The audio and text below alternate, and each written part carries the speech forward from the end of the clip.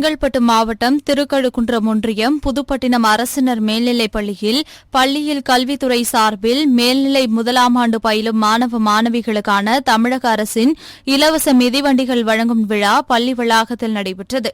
இந்நிகழ்ச்சிக்கு சிறப்பு அழைப்பாளராக விடுதலை சிறுத்தைகள் கட்சியின் செய்யூர் தொகுதி சட்டமன்ற உறுப்பினர் பனையூர் மு. பாபு கலந்து கொண்டு மாணவ மாணவியர் 137 பேருக்கு இலவச மிதிவண்டிகளை வழங்கினார். அப்போது பேசிய அவர், கல்விக்காக மட்டுமே தமிழ்நாட்டில் 42 கோடி ரூபாய் நிதி ஒதுக்கீடு செய்து செயல்பட்ட அரசு திமுக அரசு என்றும், இந்த நிதிகள் அனைத்தும் செலவினங்கள் அல்ல, முதலீடுகள் எனவும், பிற்காலத்தில் தமிழகத்தை தூக்கி நிறுத்தும் தூண்களாக நாம் செய்யும் முதலீடு என்றும் தெரிவித்தார். இதனைத் தொடர்ந்து வெங்கம்பாக்கம் அரசினர் மேல்நிலைப் பள்ளியில் பள்ளிக்கல்வித்துறை சார்பில் மேல்நிலை முதலாம் ஆண்டு பயிலும் மாணவ மாணவிகளுக்கான தமிழக அரசின் இலவச மிதிவண்டிகள் வழங்கும் விழா பள்ளி வளாகத்தில் நடைபெற்றது. இந்நிகழ்ச்சிக்கு சிறப்பு அழைப்பாளராக விடுதலை சிறுத்தைகள் கட்சியின் செய்யூர் சட்டமன்ற உறுப்பினர் பனையூர் மு. பாபு கலந்து கொண்டு மாணவ மாணவியர் 223 பேருக்கு மிதிவண்டிகளை வழங்கினார். இந்நிகழ்ச்சியில் திருக்கழுக்குன்றம் ஒன்றிய பெருந்தலைவர் ஆர்.டி. அரசு, திமுக ஒன்றிய செயலாளர் சரவணன் உள்ளிட்ட பலர் கலந்து கொண்டனர். திருவாரூர் அருகே தண்டலை ஊராட்சி சிங்களாஞ்சேரி பகுதியில் குறுக்கே செல்லும் சாலையில் மேம்பாலம் கட்டும் திட்டத்திற்கு 8 ஆண்டுகளுக்கு முன்பு வீடுகள் இடங்கள் கையகப்படுத்தும் பணி நடைபெற்றது. இதில் மேம்பாலம் அமைய பெற்றுள்ள இடத்தில் வசிக்கும் 6 எளிய குடும்பங்களிடம் மாற்று வீடும் இழப்பீடாக 10 லட்சம் ரூபாய் தருவதாக ஒப்பந்தம் செய்யப்பட்டு உறுதியளித்துள்ளனர். இந்நிலையில் 8 ஆண்டுகளுக்கு பிறகும் மேம்பாலம் கட்டும் பணி நடைபெற்று வருவதால் அங்கு குடியிருக்கும் மக்களுக்கு பாலம் கட்ட திட்டமிட்டபோது நிலம் கையகப்படுத்தப்பட்ட இழப்பீடு தொகையின் மதிப்பின்படி 10 லட்சம் ரூபாய் தராமல் 3.50 லட்சம் ரூபாய் கொடுத்துவிட்டு தற்போது வீட்டை காலி செய்து இடித்துள்ளனர். இதனால் தங்களது வாழ்வாதாரம் பாதிக்கப்பட்டுள்ளதாகவும், திருவாரூர் மாவட்ட ஆட்சியர் விசாரணை செய்து வாழ்வாதாரத்தை பாதுகாத்து மாற்று இடமும் கூடுதல் இழப்பீடு தொகையும் நிவாரணமும் கிடைக்க நடவடிக்கை மேற்கொள்ள வேண்டும் என அப்பகுதி மக்கள் மனு அளித்தனர். அருகில் ரயில்வே மேம்பால பணிகள் நடைபெற்று வருகிறது. இந்த பணிக்கு நிலம் எடுப்பு பணி எடுக்கப்பட்டு அங்கு இருந்த ஏழை எளிய குடும்பங்களின் வீடுகளை அப்புறப்படுத்தி அவர்களுக்கு உரிய நிவாரணமும் அவர்களுக்கு உரிய இழப்பீடு தொகையும் அந்த வீடுகளுக்கு பதிலாக மறு வீடு அமைத்து தருவதாகவும் இடத்துக்கு பதில் இடமும் தருவதாகவும் கூறி அவர்களை அங்கிருந்து அப்புறப்படுத்தியிருக்கிறார்கள். அந்த இழப்பீடு தொகை என்பது 10 ஆண்டுகளுக்கு முன்பு மதிப்பீடு செய்யப்பட்டு அன்று இருந்த மதிப்பீடு தொகைப்படி 10 லட்சம் ரூபாய் தருவதாக கூறியிருந்தார்கள். அந்த 10 லட்சத்தில் தற்போது 1 மாதத்துக்கு முன்னாடி வீடுகளை காலி செஞ்சுட்டு அவங்களுக்கு 3.5 லட்சம் தான் கொடுத்துருக்குறாங்க. மீதி தொகை இன்னும் கொடுக்கல. வீடு ஒரு மனையை ஒரு பிளாட்டை 1200 சதுரடியை 2 நபர்களுக்கு பிரித்து கொடுத்துருக்காங்க. அதாவது 600 சதுரடி கொடுத்துருக்காங்க. இதில் அவங்களுக்கு போதுமான வசதி இல்லை. ரெண்டாவது அவங்களுக்கு இப்போ வீடு வசதி இல்லாமல் வாடகை வீட்டிலலாம் மாதம் 6000 வாடகை கொடுத்துட்டு ரொம்ப இருந்துட்டு இருக்காங்க. எல்லாருமே கூலி தொழிலாளர்கள் தான். அன்றாடம் தினந்தோறும் 200 250 ரூபாய்க்கு வேலை பார்க்குறவங்க தான். தூத்துக்குடி மாவட்டம் ஒட்டப்பிடாரம் அருகே புதியம்புத்தூர் மேலமடம் பகுதியில் உள்ள சாலையானது 2 வருடங்களுக்கு மேலாக பழுதடைந்து காணப்படுகிறது. மேலும் கடந்த 2 தினங்களாக பெய்த மழையின் காரணமாக சாலையில் பெரிய பள்ளங்கள் ஏற்பட்டு மழைநீர் தேங்கி நிற்பதால் இருசக்கர வாகனங்களில் செல்வோர் பள்ளங்களில் கீழே விழுந்து காயமடைந்து செல்லும் அவல நிலை ஏற்பட்டுள்ளது. எனவே மாவட்ட ஆட்சியர் தலையிட்டு உடனடியாக புதியம்புத்தூர் மேலமடம் பகுதியில் உள்ள சாலையை சீரமைத்து தர அப்பகுதி மக்கள் கோரிக்கை விடுத்துள்ளனர். நீலகிரி மாவட்டம் உதகை, கோத்தகிரி மற்றும் அதன் சுற்றுவட்டார பகுதிகளில் மிக கனமழை பெய்தது. இதனால் சாலைகள் மற்றும் தாழ்வான பகுதிகளில் மழைநீர் சூழ்ந்தது. அதேபோல் உதகை சேரிங் கிராஸ், மத்திய பேருந்து நிலையம் உள்ளிட்ட பகுதிகளில் சாலைகளில் மழைநீர் வெள்ளம் போல் பெருக்கெடுத்து ஓடியதால் 2 சக்கர மற்றும் 4 சக்கர வாகன ஓட்டிகள் வாகனங்களை இயக்க முடியாமல் கடும் சிரமத்திற்கு உள்ளாகினர். இதனை அக்கிராமத்தில் உள்ள ஒருவர் தனது செல்போன் மூலமாக வீடியோ எடுத்துள்ளார். இந்த வீடியோ தற்போது சமூக வலைதளங்களில் வைரலாகி வருகிறது. சென்னை மவுண்ட் ரோடு சாலையில் தமிழ்நாடு மின்சார வாரிய கேங்மேன் தொழிற்சங்க சார்பாக ஆர்ப்பாட்டம் நடைபெற்றது. இந்த ஆர்ப்பாட்டத்தில் கடந்த 4 ஆண்டுகளாக தமிழ்நாடு மின்சார வாரியத்தில் புதியதாக உருவாக்கப்பட்ட கேங்மேன் பதவியில் பணிபுரியும் தொழிலாளர்களுக்கு வாரியத்தில் உள்ள கீழ்மட்ட பதவியான கள உதவியாளர் பதவியை மாற்றம் செய்ய வேண்டும் என வலியுறுத்தி கோஷங்கள் எழுப்பப்பட்டது.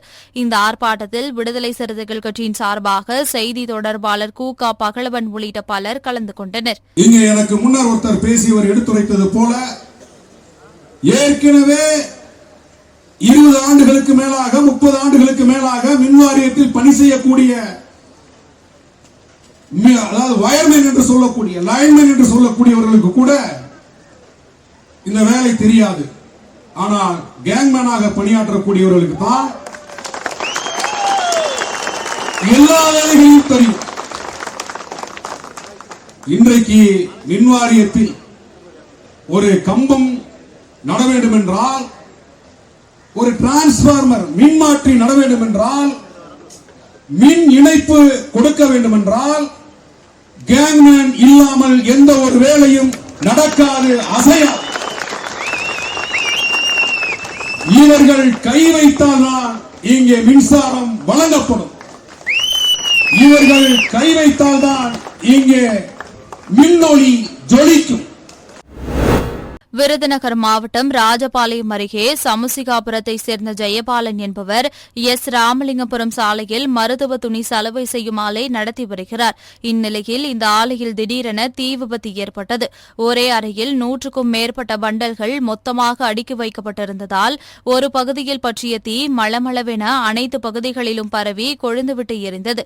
பின்னர் இதுகுறித்து தகவல் அறிந்த ராஜபாளையம் மற்றும் சிவகாசி தீயணைப்புத் துறையினர் சுமார் 4 மணி நேரம் போராடி தீயை கட்டுக்குள் கொண்டு வந்தனர். மேலும் இந்த தீ விபத்து குறித்து கீழராஜகுலராமன் காவல்துறையினர் வழக்கு பதிவு செய்து விசாரணை மேற்கொண்டு வருகின்றனர். தூத்துக்குடி மாவட்டம் திருச்செந்தூர் அருகே உள்ள குலசேகரன்பட்டினம் முத்தாரம்மன் கோவிலில் சண்முகம் என்பவர் கோவில் செயல் அலுவலக ஓட்டுநராக பணிபுரிந்து வருகிறார். இவர் பணியை முடித்துவிட்டு இருசக்கர வாகனத்தில் வீடு திரும்பியுள்ளார்.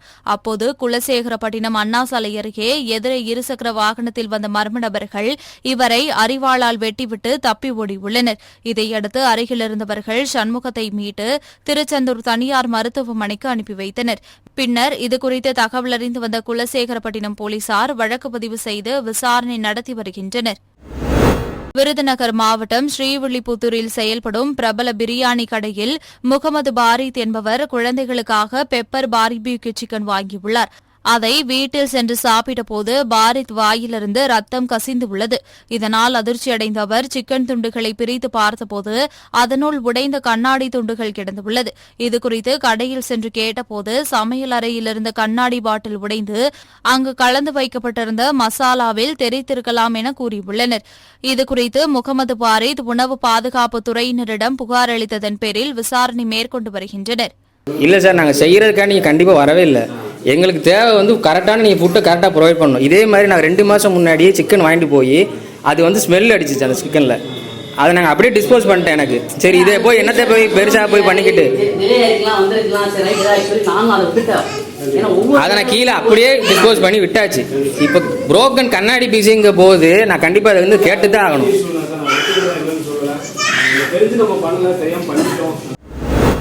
தேனி மாவட்டம் ஆண்டிப்பட்டி பேரூராட்சிக்குட்பட்ட சந்தைப்பேட்டை பகுதியில் வாரந்தோறும் திங்கட்கிழமை காய்கறி சந்தை நடைபெறுவது வழக்கம். இங்கு தேனி, மதுரை, திண்டுக்கல் உள்ளிட்ட பல்வேறு பகுதிகளிலிருந்து 500க்கும் மேற்பட்ட வியாபாரிகள் காய்கறிகளை கொண்டு வந்து திட்டுகளிலும் சாலை ஓரங்களிலும் தார்பாய் அமைத்து காய்கறிகளை கொட்டி வியாபாரம் செய்கின்றனர். இந்நிலையில் மாலையில் பெய்த கனமழையால் வாரச்சந்தையில் காய்கறிகள் விற்பனை செய்யப்பட்ட பல்வேறு பகுதிகளில் ஆங்காங்கே மழைநீர் தேங்கியது. இதனால் சிரமத்திற்காலான சாலையோர காய்கறி வியாபாரிகள் மழை காரணமாக பெரிய அளவில் வியாபாரமும் ஆகாததால் ஏமாற்றமும் வேதனையும் அடைந்தனர். திருப்பூர் மாவட்டம் ராயபுரம், ஷெரீப் காலனி, பாளையக்காடு, வெள்ளியங்காடு, ஆண்டிப்பாளையம், மங்கலம், அனுப்பர்பாளையம், அங்கேரிபாளையம் என பல்வேறு பகுதிகளில் கனமழை பெய்தது. இதனால் சாலைகளில் மழைநீர் பெருக்கெடுத்து ஓடியது. மேலும் தாழ்வான பகுதிகளில் தண்ணீர் தேங்கியதால் வாகன ஓட்டிகள் அவதியடைந்தனர். இந்த மழை காரணமாக வெப்பம் தணிந்து குளிர்ச்சியான சூழல் நிலவியதால் பொதுமக்கள் மகிழ்ச்சியடைந்துள்ளனர். சென்னை நீலாங்கரை கஜிரா கார்டன் பகுதியில் உள்ள பிரதர்ஹுட் மெட்ரிக் மேல்நிலைப் பள்ளியில் பேக் டு ஸ்கூல் நிகழ்ச்சி நடைபெற்றது. இந்த நிகழ்ச்சியில் சிறப்பு விருந்தினராக தென்சென்னை நாடாளுமன்ற உறுப்பினர் தமிழச்சி தங்கபாண்டியன், சோழிங்கநல்லூர் சட்டமன்ற உறுப்பினர் அரவிந்த் ரமேஷ், நீலாங்கரை மாமன்ற உறுப்பினர் மதியழகன், நிர்வாகத்தின் நிறுவனர் அண்டன் குரு, அணிவகுப்பு அமைப்பாளர் ஜெசிந்தா குரூஸ், உதவி நிர்வாக நிறுவனர் ஷாம் கீட்சன் மற்றும் பிரதர்ஹுட் பள்ளிகளின் தாளாளர் ஜெயக்குமார், நிகழ்ச்சி மேலாளர் வீரமணி ஆகியோர் பங்கேற்றனர். இந்த அமைப்பின் மூலமாக 4000 மாணவ மாணவியர்களுக்கு நோட்டு புத்தகம், புத்தகப்பை மற்றும் கல்வி உதவித்தொகை ஆகியவற்றை வழங்கினர். ஸ்கூல் என்றால் அது வெறும் பை அல்ல, அதிலே பல பேருடைய கனவுகள் இருக்கின்றன. அவற்றையெல்லாம் மிக அழகாக சரியாக சுமந்து சென்று இந்த சமூகத்திலே நல்லதொரு குடிமக்கள்களாக நீங்கள் வளர வேண்டும் என்பதுதான் இந்த பள்ளி இந்த நிகழ்ச்சியின் மூலமாக உங்களிடையே சொல்ல விரும்புகின்ற செய்தி. நிர்வாகத்தினருக்கும் ஆசிரியர்களுக்கும் மிக மனமார்ந்த பாராட்டுக்கள். கல்வி என்கின்ற ஒன்றைத்தான் இன்றைக்கு நம்முடைய மாண்புமிகு முதலமைச்சர் அவர்கள் நம்முடைய விடுதலைக்கான ஆயுதமாக, உங்களிடமிருந்து களவாடப்பட முடியாத பெரும் சொத்து கல்வி என்று பல இடங்களிலும் வலியுறுத்தி சொல்கின்றார். அரசு பள்ளிகளிலெல்லாம் காலை உணவு திட்டம், தமிழ் புதல்வன் திட்டம், புதுமை பெண் திட்டம், இப்படி நான் முதல்வன் திட்டம் என்று அடுத்தடுத்த நிலைக்கு மிக குறிப்பாக கல்வியின் மூலமாக நீங்கள் மேற்செல்ல வேண்டும் என்பதுதான் அவருடைய கனவு. அவருடைய கனவையும் ஒரு வகையிலே உங்களால் இயன்ற அளவு நீங்கள் இந்த கல்வி பணியின் மூலமாக நிறைவேற்றி கொண்டிருக்கிறீர்கள். மயிலாடுதுறையில் பெண் குழந்தைகளை பாதுகாப்போம், பெண் குழந்தைகளுக்கு கற்பிப்போம் என்ற திட்டத்தின் கீழ் பெண் குழந்தைகளுக்கான மினி மாரத்தான் போட்டி நடைபெற்றது. இந்திய விளையாட்டு ஆணைய மைதானத்தில் துவங்கிய மினி மாரத்தான் போட்டியை மாவட்ட ஆட்சியர் மகாபாரதி கொடியசைத்து துவக்கி வைத்தார். இந்த போட்டியில் பாலின பாகுபாடு அடிப்படையில் குழந்தைகளின் பாலினம் அறிந்து கொள்ளப்படுவதை தடுத்தல், பெண் குழந்தைகள் பிறப்பினை உறுதி செய்து அவர்களின் கல்வி, திறன் மற்றும் பங்கேற்பினை மேம்படுத்துதல் மற்றும் பெண்களை பாதுகாத்தலை வலியுறுத்தி நடைபெற்ற இந்த போட்டியில் 11 வயது முதல் 21 வயது வரை உள்ள மாணவிகள் ஆர்வமுடன் பங்கேற்று 5 கிலோமீட்டர் தூரம் சென்று மன்னம்பந்தல் பகுதியில் உள்ள மாவட்ட ஆட்சியர் அலுவலகத்தில் நிறைவடைந்தது. சென்னை எம்ஓபி கல்லூரி மாணவி கீதாஞ்சலி முதலிடத்தையும், குட் சமாரிட்டன் மெட்ரிகுலேஷன் மேல்நிலைப் பள்ளி மாணவிகள் 9ஆம் வகுப்பு மாணவி அபியா 2ஆம் இடத்தையும், 8ஆம் வகுப்பு மாணவி அனுரக்ஷி 3வது இடத்தையும் பிடித்தனர். பின்னர் வெற்றி பெற்றவர்களுக்கு பாராட்டு சான்றிதழ்களை மாவட்ட ஆட்சியர் மகாபாரதி வழங்கினார். தூத்துக்குடி மாவட்டம் கோவில்பட்டி அருகே பிள்ளையார்நத்தம் கிராமத்தைச் சேர்ந்த முருகன் என்பவரின் மகன் சோலைராஜ். இவர் தந்தை முருகன் மற்றும் தாய் அனந்தம்மாள் ஆகியோருடன் குடும்பத்துடன் சேர்ந்து அப்பகுதியில் உள்ள சீமை கருவேல மரங்களை வெட்டி விறகு கரிமூட்டம் போடும் தொழில் செய்து வந்துள்ளார். இந்நிலையில் விளாத்திக்குளம் சுற்றுவட்டார பகுதிகளில் 1 மணி நேரம் கனமழை பெய்து கொண்டிருந்தபோது விறகுகள் தண்ணீரில் அடித்து செல்லக்கூடாது என்பதற்காகவும் கரிமூட்டத்தில் மழைநீர் தேங்காமல் இருப்பதற்கும் பாத்தி அமைக்க மழையில் நனைந்த சோலைராஜ் மற்றும் தாய் அனந்தம்மாள் கரிமூட்டத்திற்கு வந்தபோது எதிர்பாராத விதமாக சோலைராஜ் மீது இடிமின்னல் தாக்கியதில் அவர் சம்பவ இடத்திலேயே பரிதாபமாக உயிரிழந்தார். இதனையடுத்து தகவல் அறிந்து வந்த விளாத்திக்குளம் காவல் நிலைய போலீசார் சோலைராஜின் உடலை மீட்டு பிரேத பரிசோதனைக்காக விளாத்திக்குளம் அரசு மருத்துவமனைக்கு அனுப்பி வைத்து வழக்கு பதிவு செய்து விசாரணை மேற்கொண்டு வருகின்றனர். தருமபுரி மாவட்டம் பெண்ணாகரம் அடுத்துள்ள ஏரியூரை சேர்ந்த பிரபாகரன், ஜீவா மற்றும் மற்றொரு தரப்பான நாகராஜ் ஆகிய இரு தரப்புக்கும் நிலப்பிரச்சினை இருந்து வந்துள்ளது. இதனிடையே இருதரப்பும் ஏரியூர் காவல் நிலையத்தில் புகார் அளித்துள்ளனர். இதனைத் தொடர்ந்து காவல் நிலையத்தில் விசாரணைக்காக வந்த இரு தரப்பினரும் பெட்ரோல் நிலையம் அருகில் ஒருவரை ஒருவர் தாக்கிக் கொண்டனர்.